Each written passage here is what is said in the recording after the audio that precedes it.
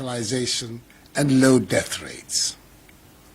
The number of active cases continues to be on the decline. At the time of my last address, 2 weeks ago, the total number of active cases, that is persons currently with the virus, stood at 1,847 persons. As of Friday, 28th August, the number of active cases has reduced to 1,059 persons.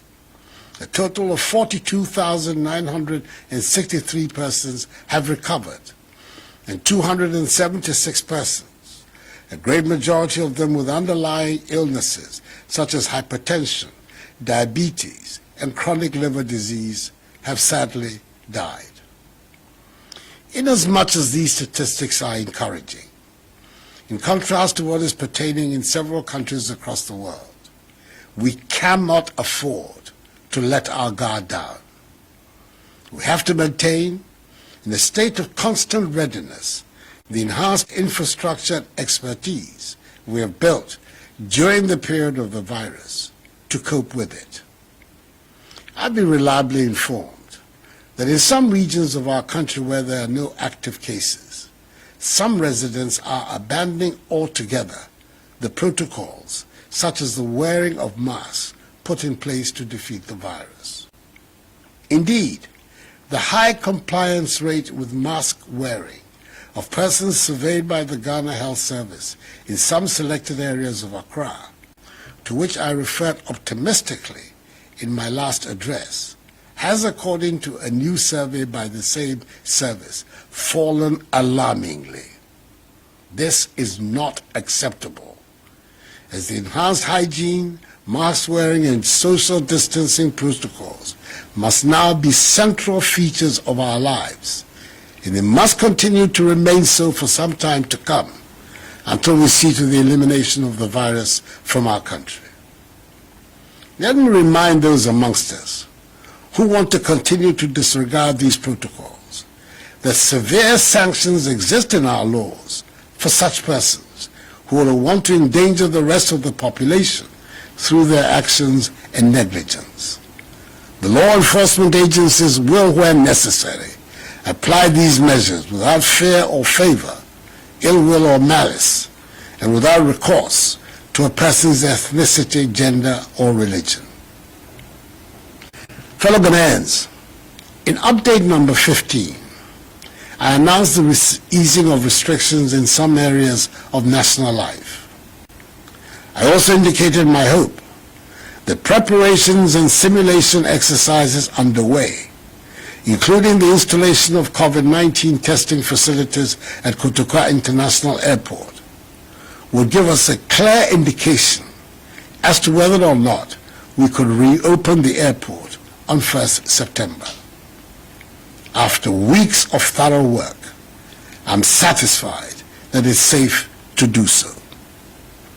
Fellow Ghanaians, I'm glad to announce that Kotoka International Airport will reopen and resume operations from Tuesday, 1st September 2020. This decision has been communicated to all international airlines. It has been well established that the very first cases of COVID-19 in Ghana were imported into our shores. We are determined to make sure this scenario does not reoccur. The commitment to ensuring that the gradual easing of restrictions, including the reopening of our airport, does not lead to the importation or resurgence of the virus into our country is firmly in place. That is why the following measures have been taken and duly communicated to airlines wishing to resume flights to Ghana. First, any passenger arriving in Ghana must be in possession of a negative COVID-19 PCR test result from an accredited laboratory in the country of origin. The test should have been done not more than 72 hours before the scheduled departure from the country of origin. All airlines have been instructed to ensure compliance with this directive for all passengers wishing to travel to Ghana. and those airlines who fail in this regard will be duly sanctioned. Second, disembarking passengers must do so wearing face masks. Third, upon disembarking from the aeroplane, each passenger will undergo a mandatory COVID-19 test at the airport terminal at a fee to be borne by the passenger. The test result will be available within 30 minutes. 4. Children under the ages of 5 will not be required to undergo testing at the airport. 5. Passengers who test positive for COVID-19 will be handled by the health authorities for further clinical assessment and management. And 6. Passengers who test negative can thereupon enter Ghana to go about their lawful activities and will be advised to continue to observe COVID-19 safety precautions during their stay in Ghana. The Ministries of Information, Health and Aviation and their respective agencies, the Ghana Health Service, the Ghana Airports Company Limited, and the Ghana Civil Aviation Authority, will spell out in further detail the protocols surrounding the reopening of our international airport and the procedures to be adhered to by passengers arriving in Ghana at the COVID-19 media briefing tomorrow, Monday, 31st of August. For the avoidance of doubt, our borders by land and sea will continue to remain closed to human traffic until further notice. Fellow Ghanaians, I'll now address the question of the reopening of our schools. With continuing students in the University of Cape Coast, the University of Health and Allied Sciences, technical universities, and some other colleges returning to school almost a week ago to finish their academic year, the decision has been taken by the Ghana Education Service, after consultation with the relevant stakeholders, for SHS2 and JHS2 students to return to school from 5th October to 14th December 2020 to complete their academic year. With junior high schools operating with class sizes of 30 and senior high schools with class sizes of 25, SHS2 and JHS2 students will be in school for 10 weeks to study and write their end-of-term examinations. SHS2 students in boarding houses are to return to their various dormitories on 5th October, whilst day students, respecting fully the COVID-19 protocols, will commute from home to their respective schools on the same date. Prior to reopening, all junior and senior high schools will be fumigated and disinfected. Just as was done in the case of final year university, JHS and HHS students, all JHS2 and SHS2 students, as well as all teaching and non-teaching staff, will be given reusable face masks. Each school will be provided with Veronica buckets, gallons of liquid soap, rolls of tissue paper, thermometer guns, and 200 milliliter containers of sanitizers. JHS2 students will be given one hot meal a day. Assemblies and sporting events remain banned, and the use by outsiders of school premises for other activities is still not allowed. We will continue to ensure that each school, which does not have its own sick bay, has been mapped to a health facility and care is provided to the sick by nurses assigned to them. The Ghana Education Service, after further consultations, has decided to postpone the remainder of the academic year for all nursery, kindergarten, primary, JHS1 and SHS1 students. The next academic year will resume in January 2021 with appropriate adjustments made to the curriculum to ensure that nothing is lost from the previous year. The relevant dispositions will also be made so that the presence at the same time in school of all streams of students can occur in safety. I appreciate fully the inconvenience and the financial burden the continued stay at home of children are posing to parents and guardians.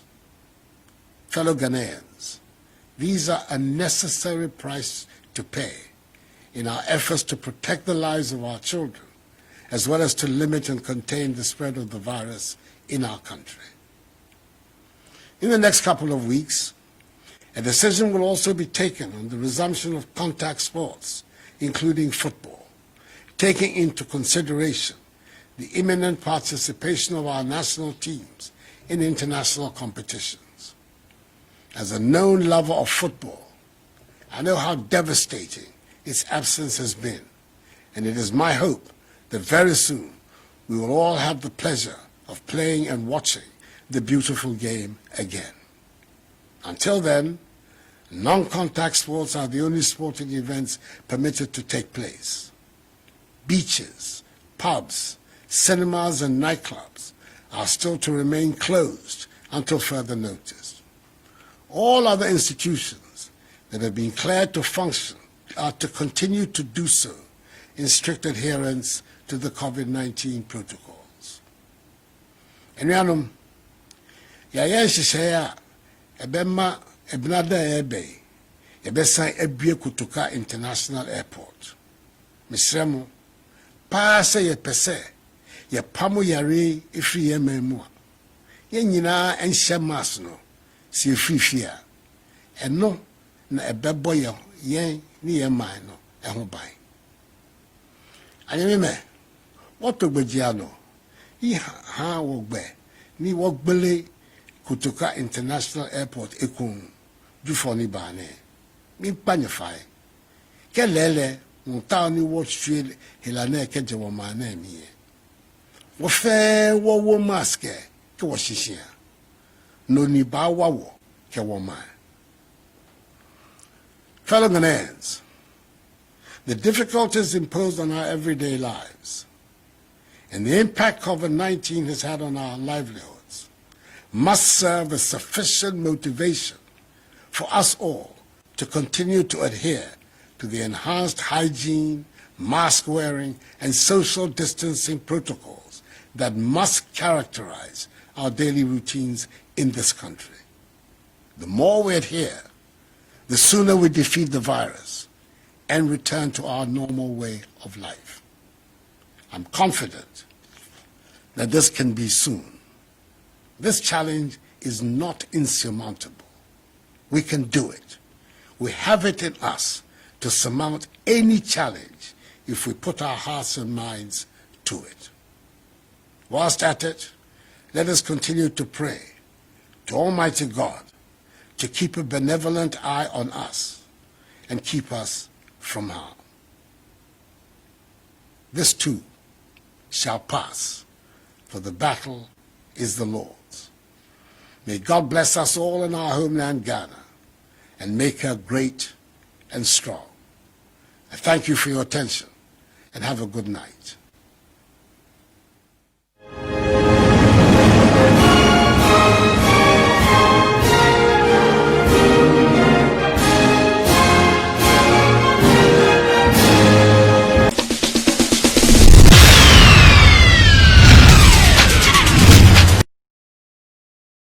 Discover the new Nivea body oil in lotion.